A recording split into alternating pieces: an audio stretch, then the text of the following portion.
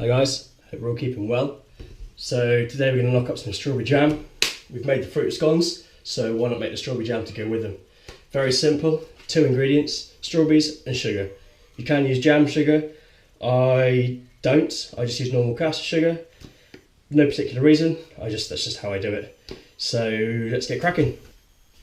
Right, so here we have our ingredients for strawberry jam. We've got our strawberries, frozen and defrosted, and we've got our caster sugar. What we're going to do is we're going to mix the sugar into the strawberries, equal quantities. That does sound like a lot, but it's jam, it's necessary. Give them a mix together. Use a Maurice or a spoonula.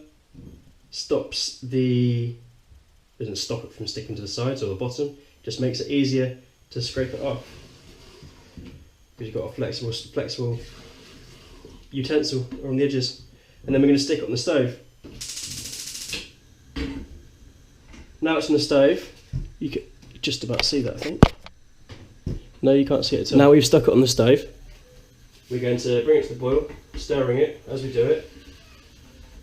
We're going to turn the heat down, and then we're just going to cook it out until it comes to a thick, syrupy texture. If you're using a jam thermometer, I take mine to between 103 and 106 degrees, depending on how thick you want your strawberry jam. Obviously, the higher the temperature, the thicker it's going to be. We're going to do it by eye today, which I imagine some jam purists are going to complain about, but not everyone's got a sugar thermometer, so we'll do it by eye. Right, as your jam comes to the boil, it's going to get a scum on top. What you want to do, you're going to get your finest dinosaur ladle and just scoop it off.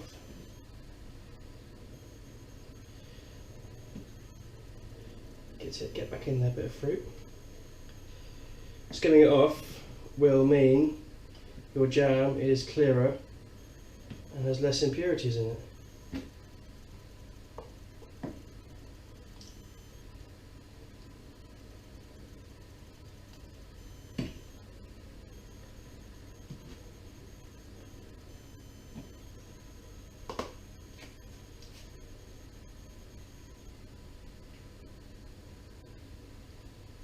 I'll grab that strawberry back in a second.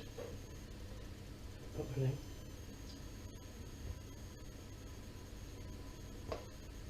That'll do for now. And then as it boils more, I'll skim more. Right, so as we can see, there's a massive change in colour, it's a lot darker. The bubbles are a lot smaller, a lot more clumped. Like broccoli heads almost, cauliflower heads. As we stir it, you can see it's getting thicker and thicker and thicker. I'd say probably about halfway there now. Definite jam colour. We've still got quite a bit of that scum coming to the top. So we're going to keep skimming that with our dinosaur here.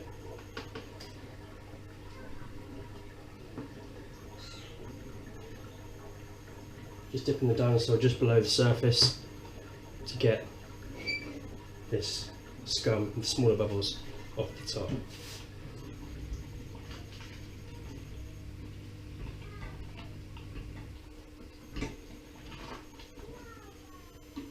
Now I'm going to double check to see if the jam is ready.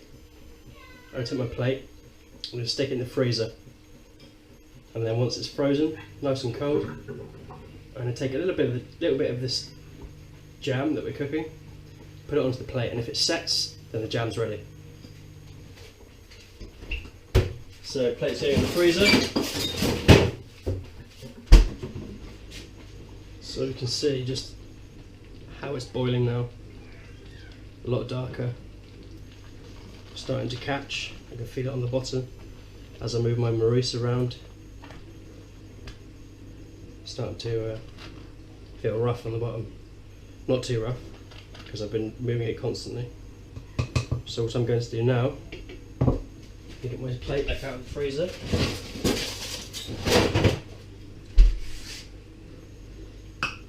spoonful. Put it on there. Back in the freezer.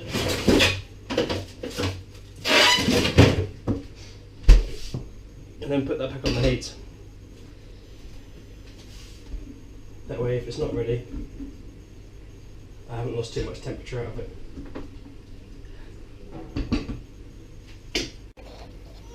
So it's been about 5 minutes now that the jam plate has been in the freezer.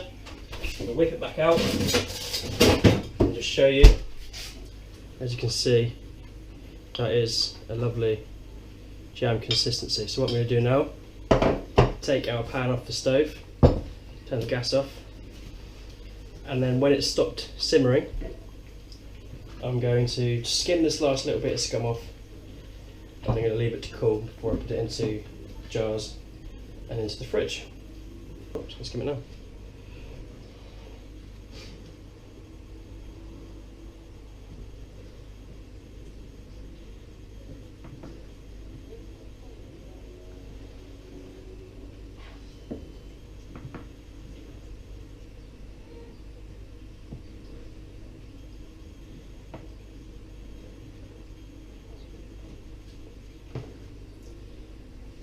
Now I'm also just going to try this, just to check the seasoning. Sounds funny, but I do season jam. It may need more sugar, it may need a bit more of a cut, so with some lemon or some lime. Lime's really good actually. Yeah, definitely.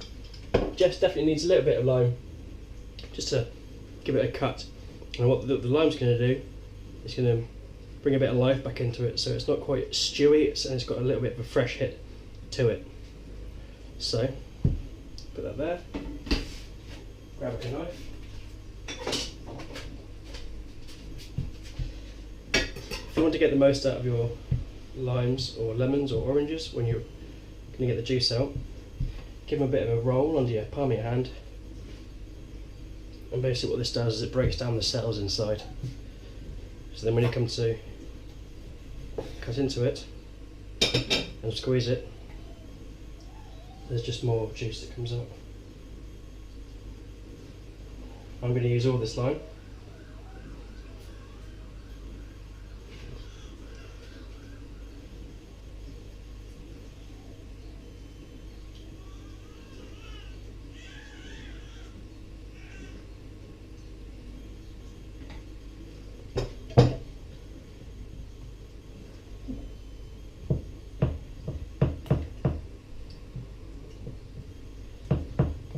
That beautiful.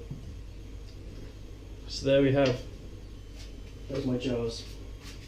So as you can see, quite a lot of scum has come off that. That was pretty much empty when we started, and we're left with this beautiful, beautiful jam that once it goes in the fridge and sets up, it's going to be perfect on the scones that we baked the other day. Thank you very much for watching this video. Strawberry jam is, well, strawberry jam, you know, it's a basic part of our lives. Some people don't like it, that's a bit weird, but okay, fair enough. I'm going to be enjoying this with my scones that I baked the other day. That recipe is also up on the channel, go check it out. Thank you very much. Ingredients are to follow.